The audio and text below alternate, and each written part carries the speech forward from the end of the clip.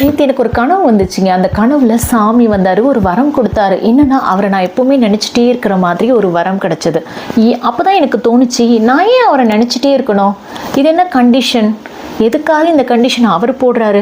நம்ம சாமிக்காக அழகு குத்துறோம், பால் குடம் எடுக்கிறோம், இன்னும் எவ்வளோ நேர்த்தி கடன்லாம் செய்கிறோம். இதெல்லாம் அவர் கேட்கவே இல்லைனாலும் நம்ம செய்கிறோம். இதெல்லாம் அவருக்கு உண்மையாக போய் சேருதா? உண்மையாக அவர் கேட்குறது எது தெரியுமா? என்னை நினைவு செய்.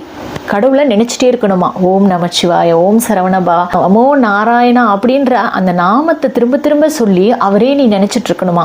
இதுக்கு பின்னாடி என்னதான் இருக்கு? ஏன் அப்படி சொல்கிறாங்க? உதாரணமாக உங்கள் அம்மாவை எடுத்துக்கோங்களேன். எல்லா உயிருக்கும் அம்மா இருக்கும் இல்லையா? அந்த அம்மாவை நீங்கள் எடுத்துக்கோங்க. உங்கள் அம்மாவை பற்றி நீங்கள் நினச்சிங்கன்னா திடீர்னு நினச்சி பார்க்குறீங்க. இப்போவே இமேஜின் பண்ணுங்களேன். அப்போ என்ன தோணும்?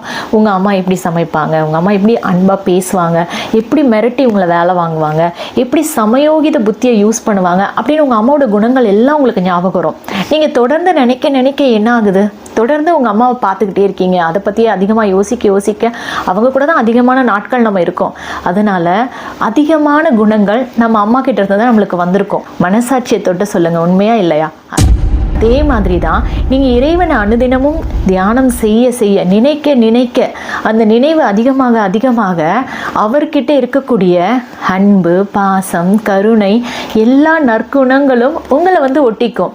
அப்போ இதுலேயும் சுயநலம் இல்லாமல் நம்மளுக்காகத்தான் இறைவன் சொல்கிறாரு, என்னை நீ நினைவு செய் அப்படின்னு.